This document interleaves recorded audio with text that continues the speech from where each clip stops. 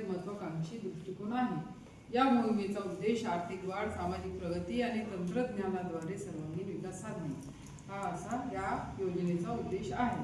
अलीकडच्या घडामोडीनुसार केंद्र सरकारला महात्मा गांधी राष्ट्रीय ग्रामीण रोजगार योजना, ज्याला तुम्ही आता बोलले की रोजगार योजना ज्याला म्हणतो, मनरेगा म्हणतो, त्याचे नाव बदलून आता ही योजना विकसित भारत गॅरंटी फॉर रोजगार अँड आजीविका मिशन ग्रामीण, ज्याला इंग्लिशमध्ये म्हणतात VBG राम जी ॲक्ट 2025 असा नवीन कायदा आता हा तयार होणार आहे.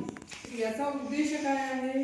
ग्रामीण भागातील रोजगार निर्मितीला उत्पादक मालमत्ता निर्मितीशी जोडून ग्रामीण अर्थव्यवस्था मजबूत करणे, ग्रामीण उत्पन्न आणि उपजीविकेच्या संधींना अधिक व्यापक स्वरूप देणे, जलसंधारण आणि कृषी संबंधित कामांना याच्यामध्ये प्राधान्य दिले जाणार आहे.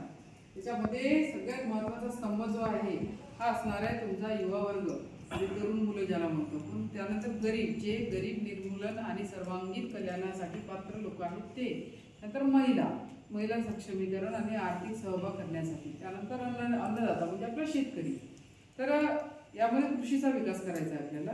विकसित भारत मोहिमेबद्दल ज्या आता सगळे लोक इथे यंग जनरेशनचे आहे, तर PIBच्या अधिकृत वेबसाईटवर ही संपूर्ण MyGov पोर्टलवर जायचं, त्याच्यावर तुम्हाला ही संपूर्ण माहिती या ठिकाणी मिळून जाणार आहे.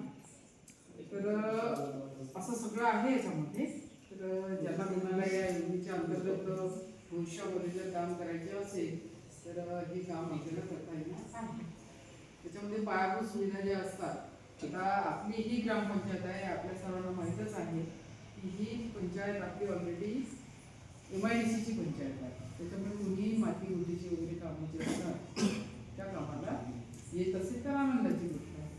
पण अदरवाईज हे जे आता ज्या पद्धतीची ही नवीन स्कीम आता येणार आहे, त्या स्कीममध्ये जे काही कामं येणार आहे त्या स्कीममध्ये जे लोक कामं करायला इच्छुक आहेत त्यांनी औद्योगिक क्षेत्रामध्ये याचा काही उपयोग औद्योगिक क्षेत्रामध्ये नाही, पण जी काही आहे असं नाही. शेती आहे, जसं आता आपण बोललो की शेतकरी आहे ना आपल्याकडे, त्याला त्याचा फायदा होईल. जर आपल्याकडे शेती आहे तर याची समोरची जी काही कामं आहेत, ही योजना राबवणारी संस्था म्हणजे ग्रामपंचायत आहे का? ही योजना ही ग्रामपंचायतच्या माध्यमातून जर आपली ग्रामपंचायतशी संलग्न आहे तर. आता समजा हे आहे, समजा तुमचे तहसीलच्या योजना आहे, त्या